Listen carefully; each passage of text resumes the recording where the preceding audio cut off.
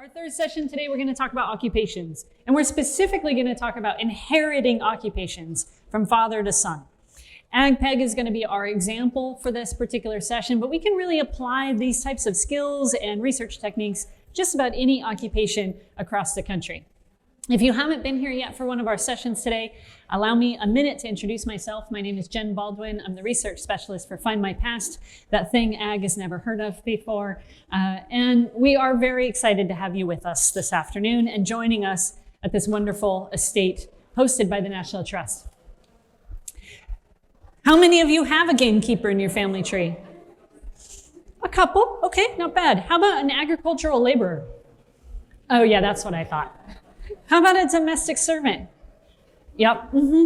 So a lot of these occupations are really common, right? Ag labs, as they're known, is one of the most common occupations in the world. And you might look at that census or whatever resource you have and say, oh, boring, just another ag lab. But they're actually really fascinating individuals.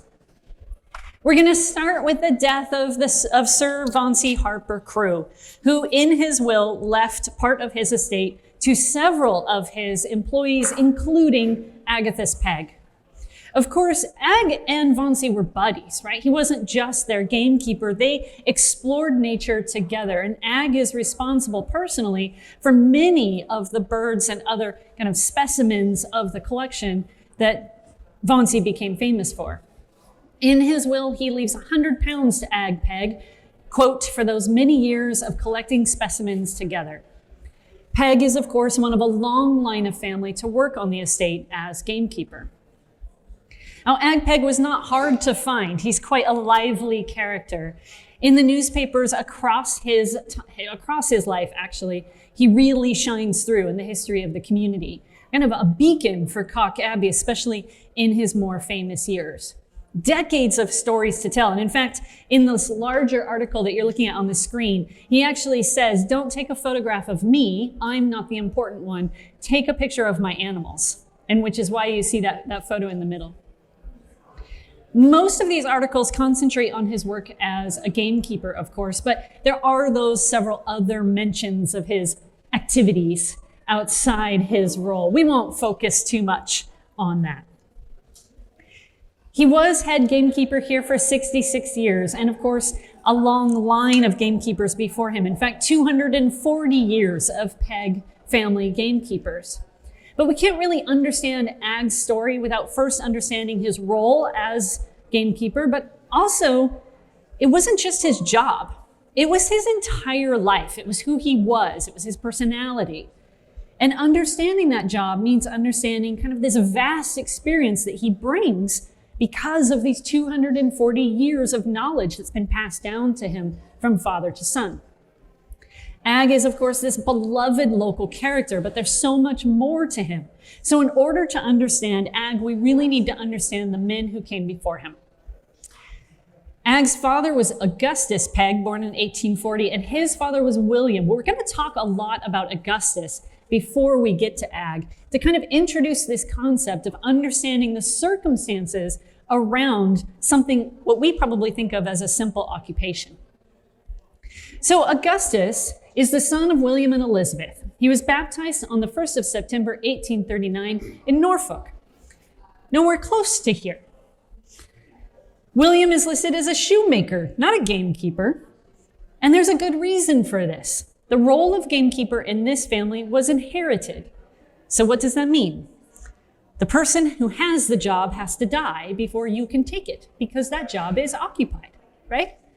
So this family is traveling around, basically making a living, waiting for their turn, in a sense. William's father at this point is still alive, so he is working as a shoemaker, which is actually the occupation of his father-in-law. In the 1841 census, they are still in Norfolk, and of course at this point, his occupation has changed. He has taken a role as gamekeeper on a separate estate. We see the family moving around the country as each life event is recorded, whether it's a birth of a child or a census record, and so forth. Elizabeth Pegg, formerly Gregory, is listed in the General Record Office Index of Birth, Marriages, and Deaths as having given birth to 2 little girls. Susanna Elizabeth on the 24th of July, 1845, and Emma Elizabeth on the 9th of October, 1846, both in Norfolk. You'll note, of course, they have the same middle name, and that implies almost immediately that the first probably predeceased the birth of the second. And that is in fact true. Susanna dies early in 1846, and then sadly, Emma also dies in the summer of 1847. These records tell us not just about the births and deaths of these children, but what was happening in the family. They give us more details on the timeline of William's life. His occupation, as you can see, is recorded on both of these records as gamekeeper, and of course puts another pen in the map of the Pegg family. Records like this also confirm the mother's maiden name, and additional information includes the gap in children in the family grouping. If we move to the 1851 census, Augustus lives with his parents still and his one sibling, William, and they are now at Calke Lodge. Their father, William, is finally listed as gamekeeper here on the estate. And of course, all of them are born in Norfolk, except for young William Jr., who is born in Ticknall. He's just 3 months old at the time, and Augustus is 11. We can imply from this, of course, then, that William's father has now taken on at least an active role in the gamekeeper experience at Calke Lodge, and in fact, his father has passed away by this time, so he is listed in other records as head gamekeeper at this point. 10 years later, in the 1861 census, William and Elizabeth are living on Darby Road in Ticknall with their two sons, Augustus and William. Augustus is now listed as a gamekeeper as well at the age of 22. William Jr., is 11 and still going to school. The original census image is actually quite badly damaged, and you can't see the entire thing here, but much of the page is actually burned. So we're happy and grateful for digitization of historical records that allows us to access this information today. They have one visitor in the household, a person named Hannah King, who's 18, born in Watford, Hertfordshire, and is currently unmarried. Augustus soon meets, and Augustus and Hannah, of course, are in the same household. And of course, you know what happens when you put two young people in the same house. They end up getting married. I have that in my own family tree, actually. I was just talking to a colleague about that yesterday. So they do marry, in fact, by banns in Ticknall in 1861, just after the census is taken. They're married at St. George's. And of course, in their marriage record, he's listed as a gamekeeper. And now we introduce our main character, of course, Agathos. Known as Ag to his friends, Agathos Daniel Pegg was born the 29th of October, 1876, here in Ticknall, the son of Hannah Pegg, formerly king, and Augustus Pegg, father and gamekeeper. He was baptized the 10th of December, 1876 in Calke Parish, son of Augustus. The life of a gamekeeper, of course, was quite eventful, and we can see many of the ongoing activities through the local newspapers.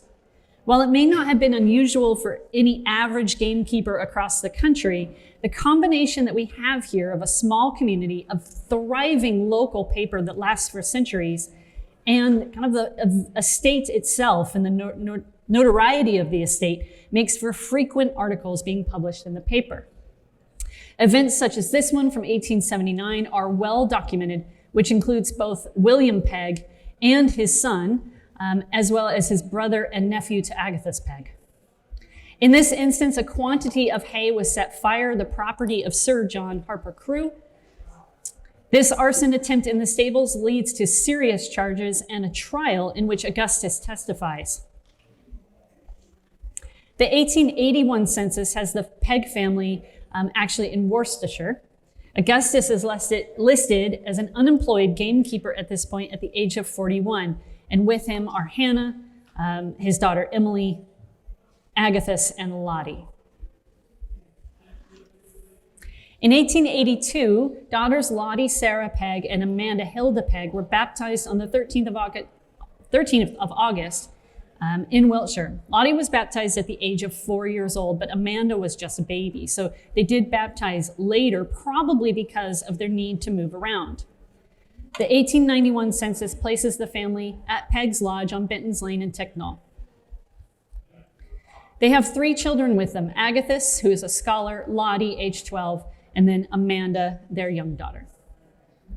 The household also includes a niece, Jessie Black, born in 1869 in Hertfordshire. And you can see from the last 2 examples that the need to connect those other relations, the visitors in the household, the guests, the family members that kind of randomly pop up, becomes quite important and provides essential clues. Augustus Pegg finally dies on the 5th of July, 1898, at the age of 58, so quite young. His cause of death is actually a strangulated hernia. His son Agathos was present at the death and then, of course, takes on the role officially as head gamekeeper. In the 1901 census, he's living with his widowed mother at the second lodge on the Calke estate. She has no occupation listed, but is listed as head of household as a widow, and of course, a senior member of the family. And he is officially, for the first time in a national census, the head gamekeeper.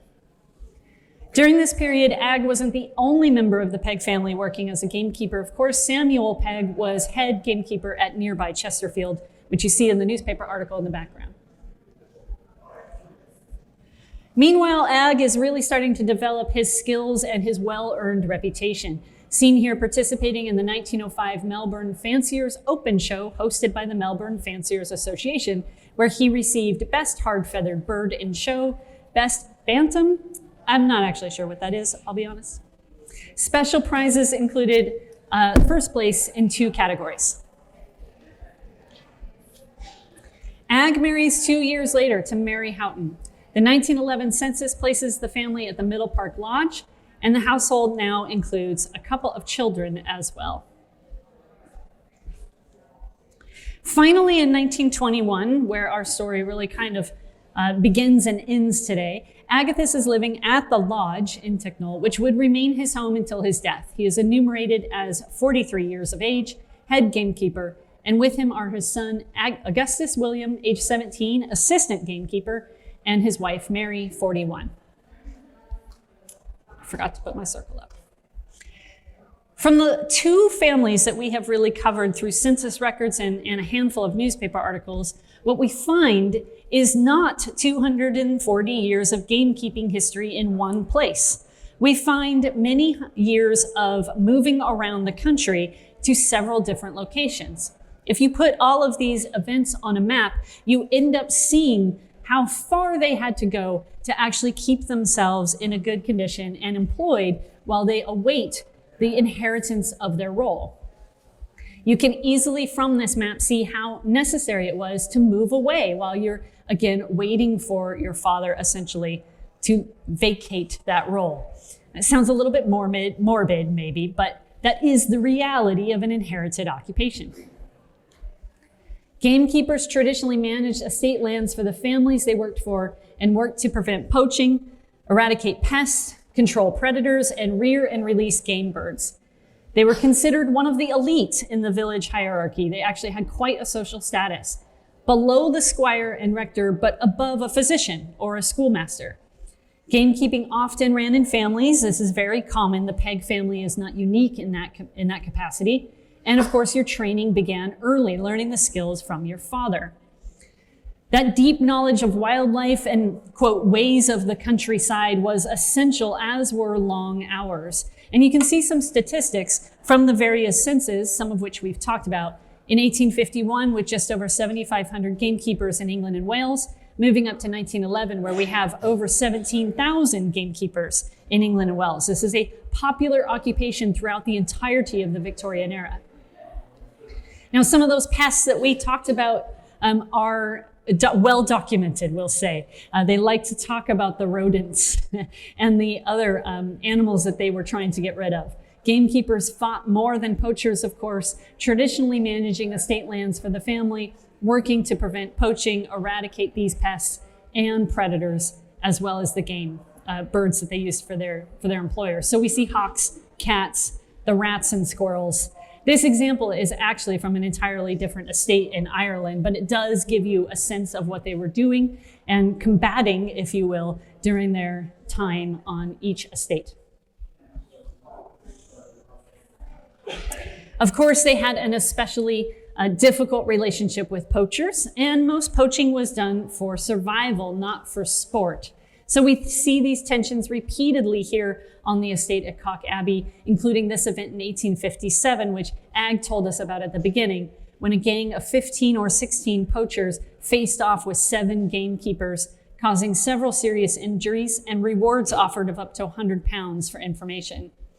William Pegg testified in the case and said that the fighting lasted 15 minutes, started off with the poachers throwing rocks at the gamekeepers, and he was hit in the head and rendered incapable of giving any aid. At the time Agathos took over the role, of course, the estate is extensive and covered many acres. Part of the property went right up to the edge of Ticknell Village. From this 1901 map, you can see Middle Lodge, where Agathos and his family lived in 1911.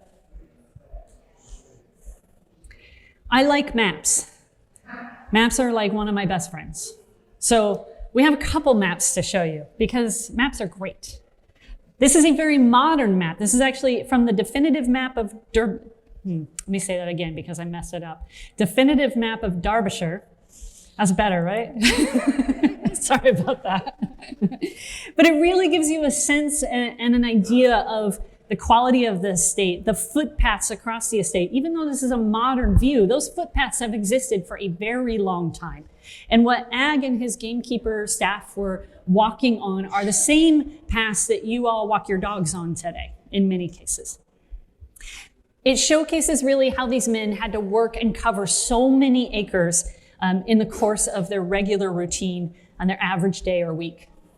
And of course, we also want to get a feel for the area using some kind of alternate maps, like this one, which is actually a geological deposit map from the National Library of Scotland.